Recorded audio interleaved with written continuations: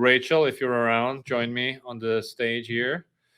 And Raechel was previously part of Intercom before doing her own thing.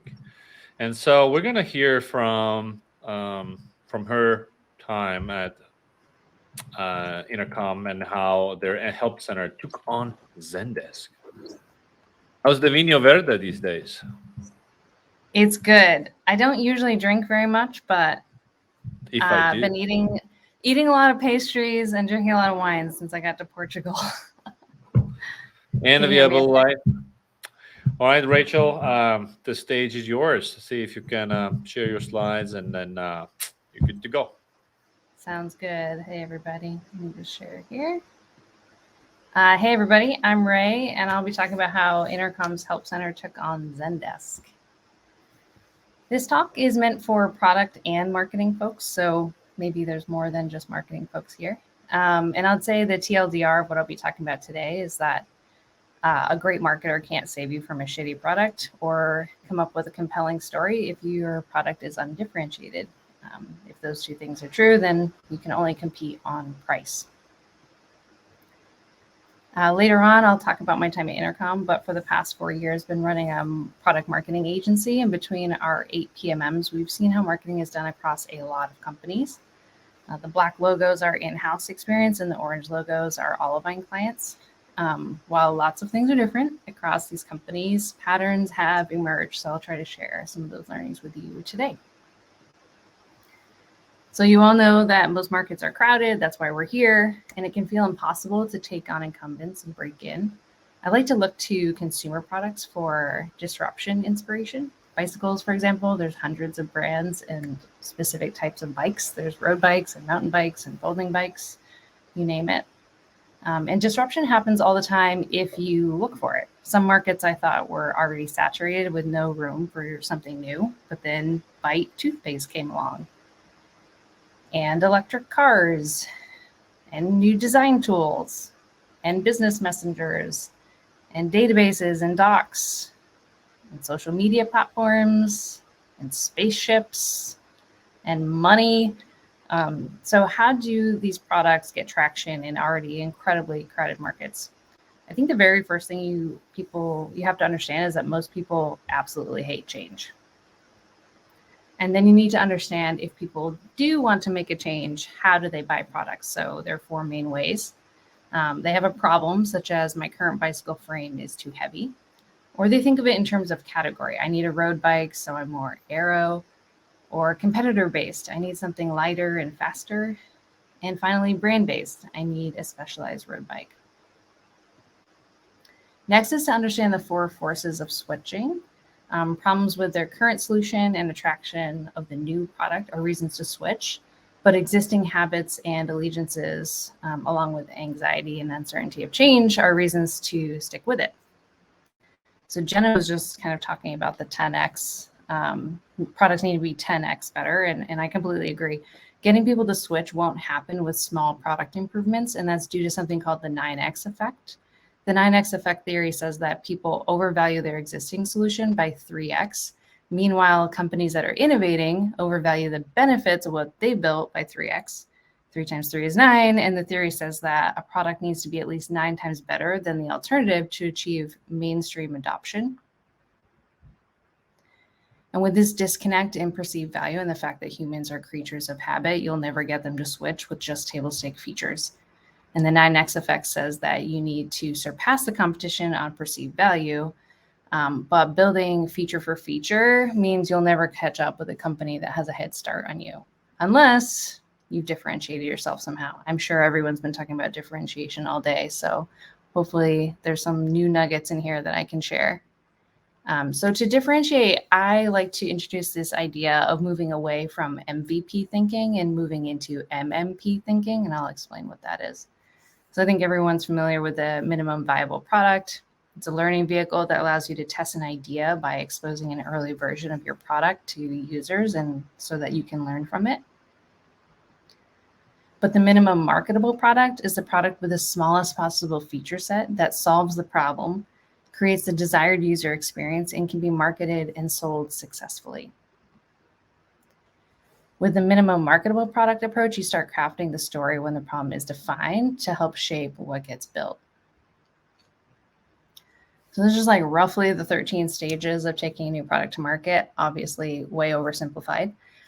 But what I most often see is reactive launches where product doesn't involve marketing from the beginning. And this happens, I think, for a number of reasons. One, product folks are busy. But I think they also underestimate the effort and difficulty of getting people to use their product. So they wait until the product is close to ready, such as like in beta, to start thinking about their go-to-market strategy and involving those go-to-market folks. But coming up with a compelling story for an undifferentiated product after it's built is very hard to do. Here, you can kind of see that if you're looking at other company launches and the way they announce new products, you're only seeing a really small sliver, just a tip of the iceberg on what actually goes into a launch. You're just seeing the kind of public-facing assets. Like I said, most companies wait until the beta testing to start involving marketing. But to me, this is the equivalent of hucking a product over the wall and hoping it sells, because you're missing out on all this juicy stuff that happens way earlier on. So your differentiated product story, the way you compel people to care about what you've built and to make sure you're building something that will be compelling, isn't something you can do after you've already built the whole thing. You got to figure that out at the beginning, so that when you do announce a product, even if it's missing features, it can still be a compelling offering. So with that, I'll jump into the Intercom example. So I worked at Intercom from 2015 to 2018 as a PMM on the support product suite. So during my time there, I was tasked with taking our new help center product to market. And it was the first time I'd really seen the process from like very start all the way through finish. I was involved with the product before it had even been scoped, and they assigned a product manager and a product marketer on the project at the same time. So I was there from the beginning. Just to set the stage, we were still a scrappy startup. Zendesk was a public company. They were definitely the leader in the support space. I'd argue they still are. For example, in 2020, they did $1 billion in revenue. Compare that with Intercom. I found some intel. They did 150 million ARR in 2020. Not exactly apple to apple comparison, but anyway, Zendesk was further along than us. Let's just put it that way. And so we knew it would be years before we could win feature for feature. And so we had to do something really creative to win customers and get noticed. So we set out to find the story only we can tell. And I find San Francisco to be a great inspiration for that. I think San Francisco might be the only city in the world that can have a naked bike ride parade every year on Earth Day in very chilly 60-degree weather. Sidebar.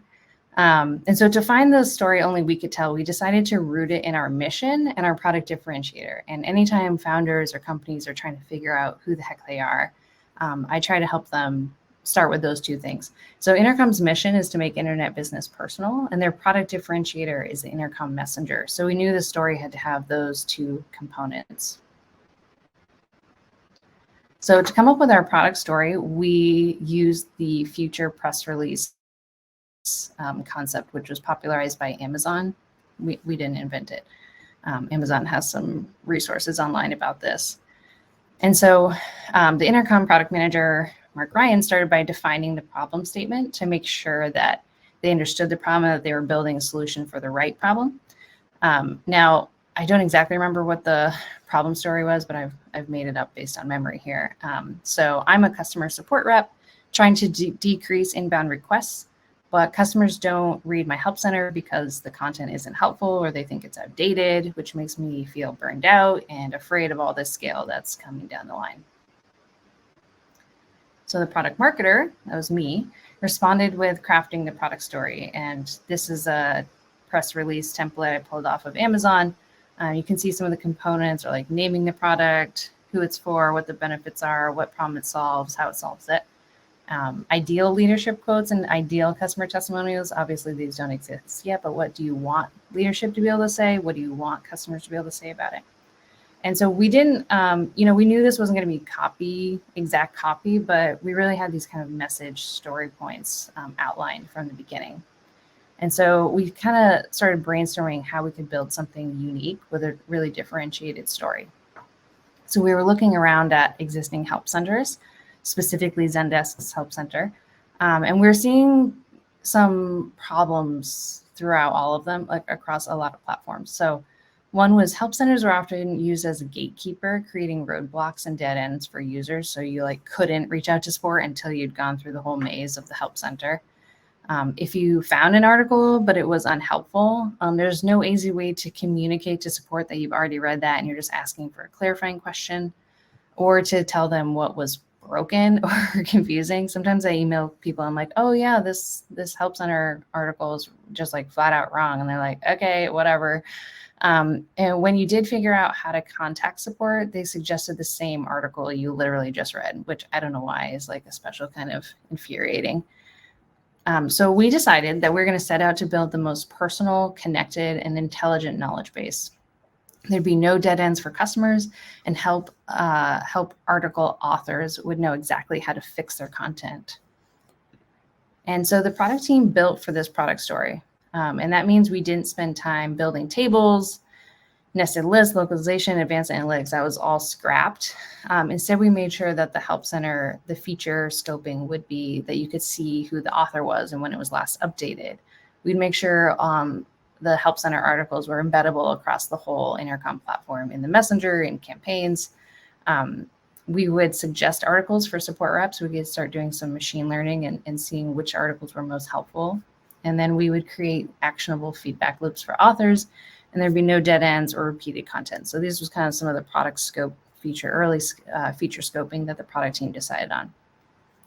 And then we kind of figured out how this would translate into messaging. I won't read it all aloud to you, and it wasn't exact copy, but think of it as like storyboarding or, story like message points that we were going to try to hit at. And we felt really good that even if this was lacking a lot of features, if we could tell this story, it would be enough to get people to switch, especially existing Intercom customers.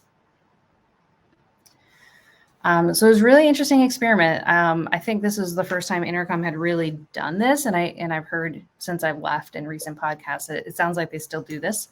But the future product press release was crafted and agreed upon by both product management and product marketing before anything was designed or any code was written.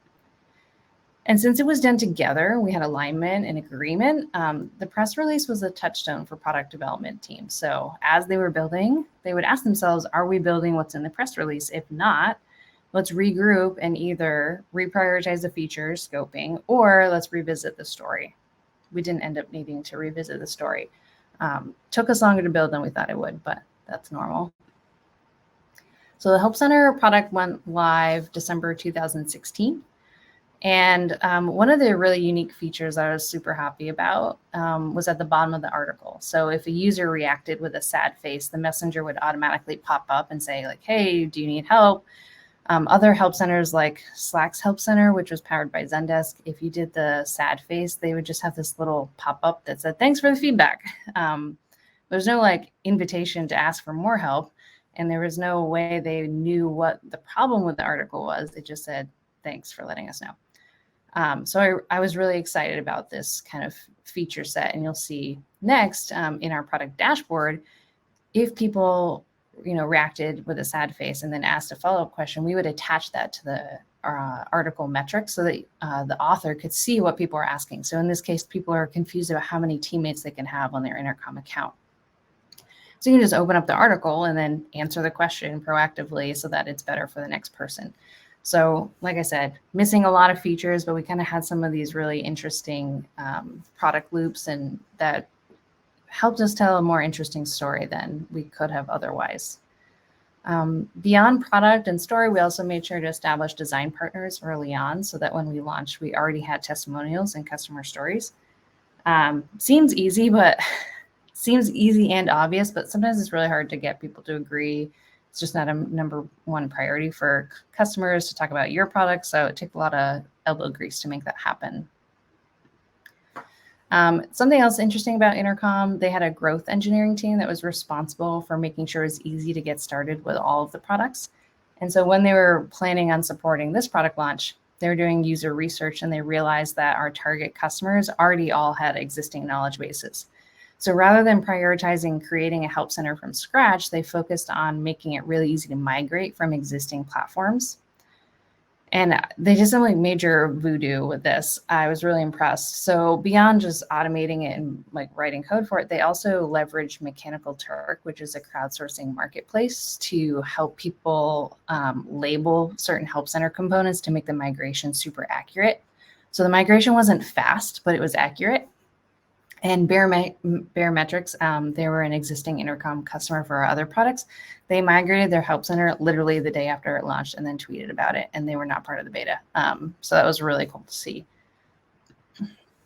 The story that we came out with, that like personal knowledge base, connected knowledge base, it really resonated with people despite being light on features.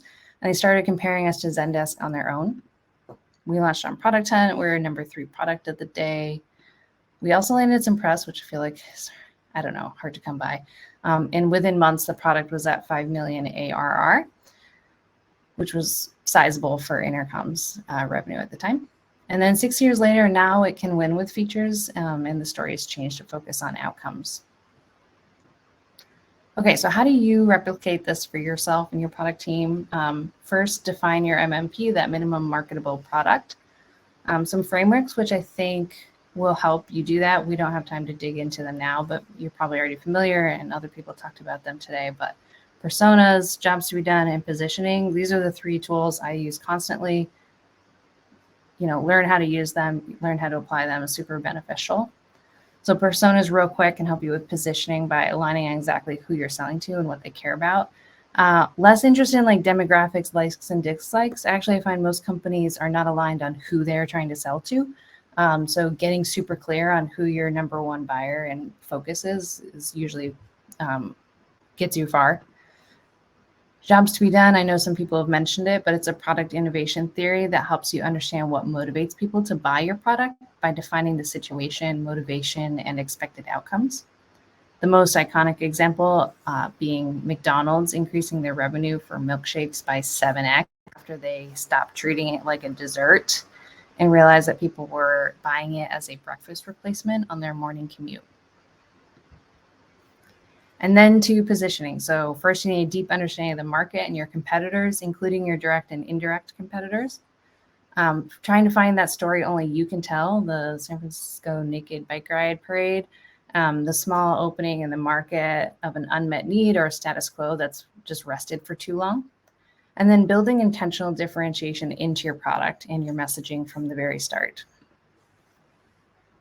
I think it's helpful to understand all the lenses of product positioning. This is just a few. There's a lot more, but price being one of them. If you're in the States and you go to Whole Foods and you see the 365 brand, you know that that's the generic, cheaper version of their products.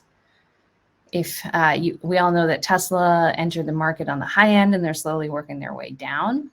And then the iPhone really launched itself as a specific use case. They positioned themselves as a smartphone, called themselves the iPhone, even though they had the App Store, and they could have positioned it in like a tiny pocket computer or anything.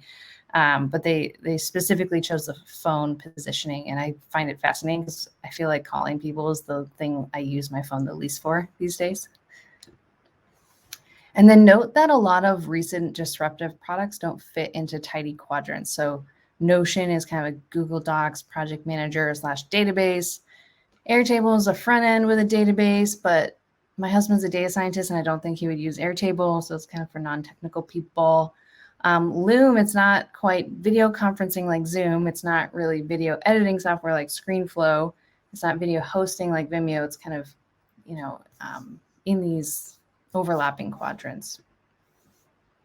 And then 5 steps to positioning. Hopefully you all know this, but letting go of preconceived notions, trying to find that story only you can tell, figuring out what value your uniqueness can provide for customers, who cares and what category it competes in. I totally agree with Jenna. Like, categories are just helpful frameworks to we all have mental boxes, and it's good to just sometimes put you in one.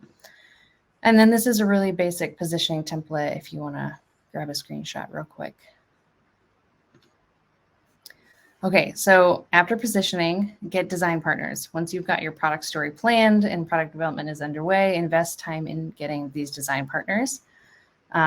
Design partners will be your first testimonials when you launch, and they're a critical part of not just testing your product, but also testing your messaging as well. I like using betas, like invitations to join the beta as part of my message testing. Like, are they intrigued? Do they understand what the heck this thing is? And, you know, I kind of think a key difference between an MVP and an MMP is MVP has no users who are willing to go on the record at this point. And then once you have your story, you can do proactive marketing campaigns where you sell the problem long before launch. So a typical launch, you know, with tactics, reactive tactics are like a landing page, a product video, an in-app campaign, social, like we all know what all these tactics are. But if you know your product story, you can start much sooner to drive more awareness with pre-launch tactics. And I don't just mean generic content like marketing fluff that anyone can create. I mean like really poignant, cohesive narratives where you're pointing out the status quo and why it's broken and getting people to start thinking critically about their existing solution. I didn't have time to pull these things together, but I can assure you that like in blog posts and talks Des Trainer was giving, people were already kind of starting to talk about our critique of the help center space, the support space in general, and how like we think that there should be a better way. And, you know, then if you spend your time pre-selling the problem, by the time you do launch, you're more likely to get that reaction of like, oh yes, of course, like this team gets it. They get this problem. They're the perfect company to solve my problem. So not going to name names, but I've seen incredibly successful companies unintentionally opt for the reactive campaign route. They wait too long to figure out what their story is. They don't have testimonials. They built table stake features, and that means the only way they can position their product is by cheap pricing.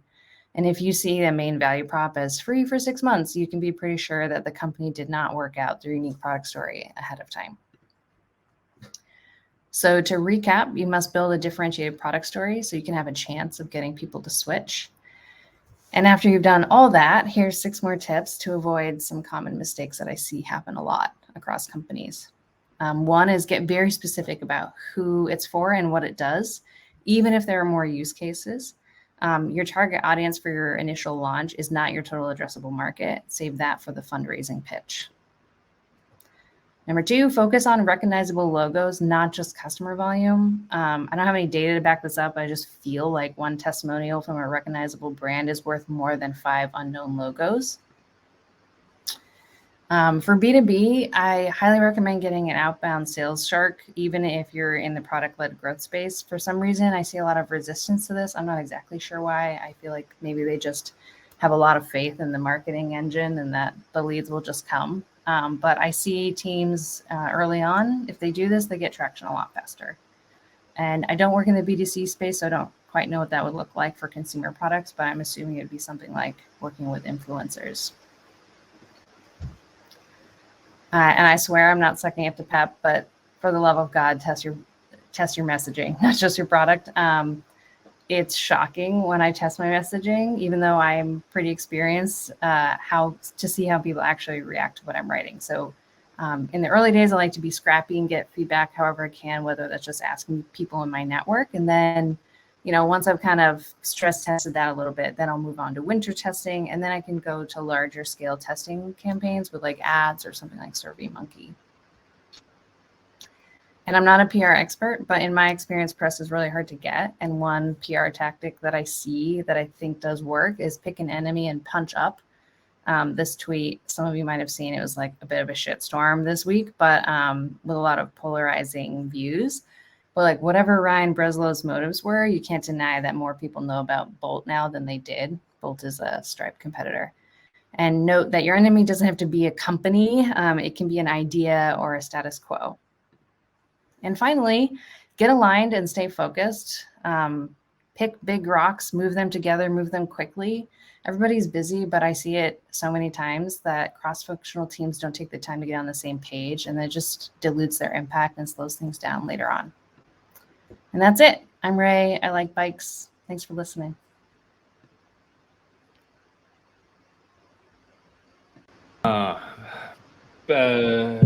I learned a good new word to say, but I forgot about it.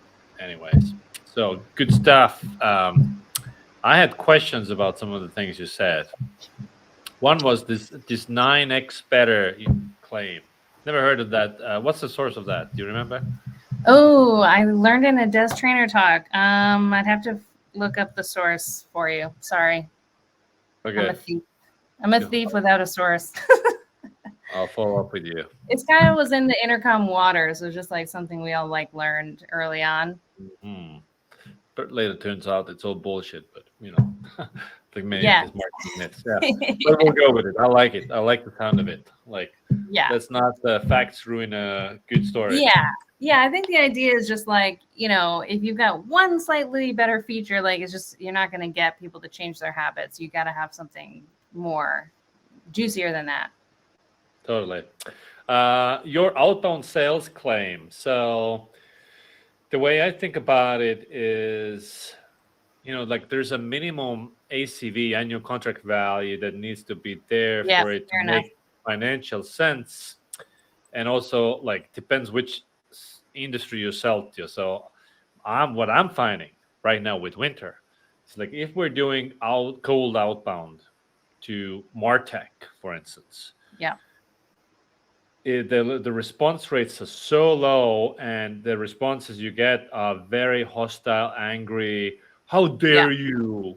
Because like Yeah. I think Martech people have been spoiled with inbound, and how dare you do outbound? Whereas if Yeah. we email to or call into construction, CEOs talk to you for 30 minutes, right? Yeah. Yeah, I don't think it has to be fully cold. Like, I'm sure when you first launched Winter, you were like emailing people that you knew, being like, hey, I launched this thing. So Not I all mean, of us. sure, yeah. Okay, well, not all of us have 40,000 followers on Twitter that we can just like tweet to. Yeah, I'm thinking of ServiceNow. We've been helping them launch a product, and the product team, like, they're just so reluctant to reach out to their network. They don't have a salesperson, so they're just like completely relying on the demand gen engine. And it's like, you guys are all developers, other developers, why not reach out to them? It's just like not really happening. So I see a lot of founders, early stage companies, like really trying to rely on that machine. And it's like, sometimes you just gotta email people that you already know, or email people you don't know, and try to get some traction there. Yeah. In your experience, working with customers before they work with you, what are they mostly getting wrong when it comes to setting the competitive strategy? Well, what are you seeing? Yeah, I mean, they're just building product. Like, they're just not really thinking about that story. They're just like building features, and like they might be smart product folks, but yeah, I think they don't realize how much pre-work it takes to like get a marketing engine running and working. I think they think that it's just like pretty straightforward. And so, we're helping another company right now. They just raised Series B. They're trying to like hurry up and redo their messaging and their website, and just like the messaging is no one's aligned on the messaging. So we're trying to write copy for landing pages, and they just like keep changing the direction. And I don't think a lot of founders realize like that positioning and messaging is very much like the basement level of your house, and you're building levels on top of that. And if you keep going back and moving the basement, like everything else just falls apart. I think people who aren't in marketing, they see words and they're like, I can write, and they just assume that it's easy to do. So many times even at Intercom, some engineer from the other side of the world would like email me and be like, I really didn't like this word you used on this landing page, and have no idea how much work goes into it. It's like, okay, well, we can't legally say that, and another competitor is saying that, and it's just like a puzzle to try to figure it out. Absolutely. Yeah. And I see this when we do messaging. We do at Winter, we research how other companies approach messaging, what the key problems are. Number one problem, internal alignment.